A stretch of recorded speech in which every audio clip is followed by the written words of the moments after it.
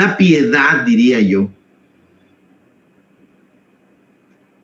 Sí, ¿qué te parece que vamos a esa parte, mi querido Ricardo? Vamos a platicar de esto. Me preocupó muchísimo y no me sorprendió, pero me preocupó muchísimo ver ahora al infame y racista de Lorenzo Córdoba oponiéndose a que los ministros de la Suprema Corte sean electos por el pueblo. Pues no que era un demócrata, mi querido Ricardo.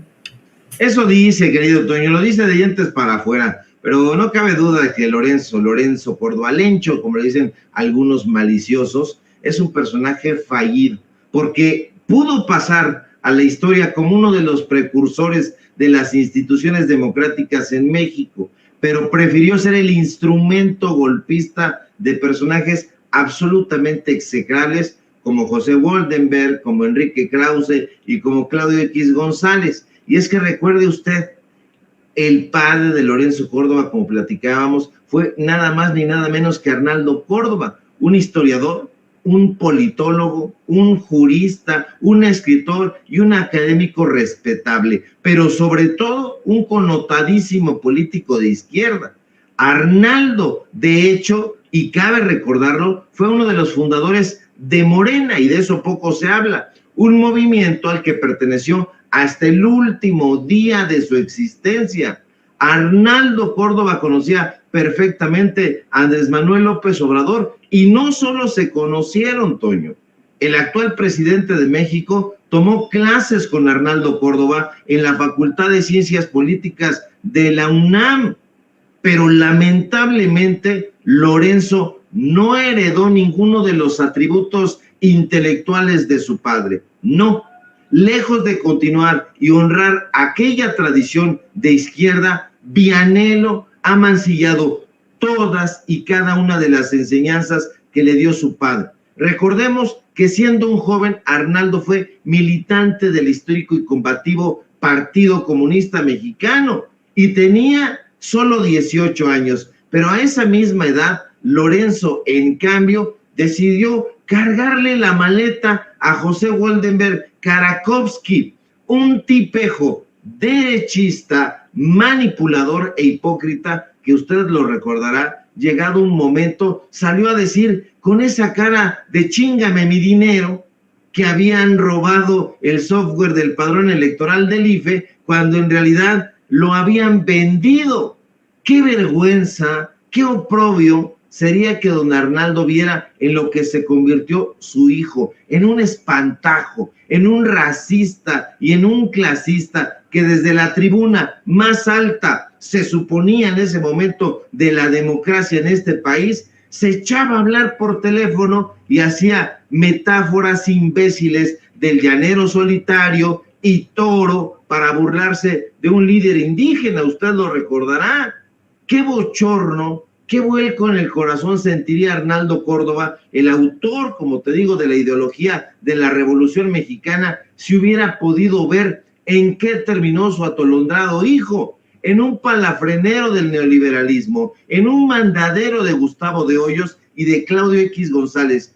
Yo barrunto que estaría devastado, pero déjeme decirle que la caída de Lorenzo no ha terminado, porque usted sabe que la capacidad de ciertos seres humanos para degradarse es infinita. Y vaya que Lorenzo ha logrado degradarse hasta la abominación. Mire, de ser el presidente del INE, terminó de empleado de Roberto Madrazo y compañero de personajes de pacotilla, de bufones como Carlos Loret de Mola y el payaso Broso. Eso sí que es envilecedor y deshonroso, pero resulta que extraviada la dignidad por completo, también aceptó ser empleado de Juan Francisco Elio Ortiz, el dueño del Pasquín, el Universal, y desde las páginas chayoteadas de ese medio de desinformación, el día de hoy ha salido a decir lo que comentabas, Toño,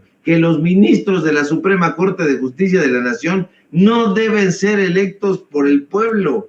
El hijo desobediente de Arnaldo Córdoba opina que proponer una reforma constitucional para que los ministros y ministras sean electos por voto popular es un asunto autoritario y demagógico por parte de López Obrador. Lorenzo, con esa sonrisa retorcida y de maníaco que lo caracteriza, cree que el presidente López Obrador quiere colonizar al Instituto Nacional Electoral. El León cree que todos son de su condición, pero a este sujeto desbrojulado le parece además que elegir democráticamente es sinónimo de politizar a la Suprema Corte de Justicia de la Nación. Dice que el presidente está alimentando un contexto de linchamiento en contra de los buenos, de los probos, de los justos magistrados y magistradas. Es una locura, pero en el colmo de su defensa chafa, Toño, el compañero de Broso dice que es cierto que en algunos países democráticos hay algunos funcionarios judiciales designados por el voto popular, pero que se trata de jueces de bajo rango y casi siempre encargados de asuntos menores, no de relevancia institucional. De verdad que se necesita tener la cabeza llena de vómito, de heces fecales, para tenerle tanto miedo al pueblo y a la democracia. Y hoy yo creo que si le hubieran dicho a Arnaldo Córdoba que iba a tener un hijo tan burdo y traidor a la patria, no lo hubiera creído, pero si lo hubiera visto, al menos en la mitad de sus trucos y de sus atracos, no tengo la menor duda de que se hubiera infartado.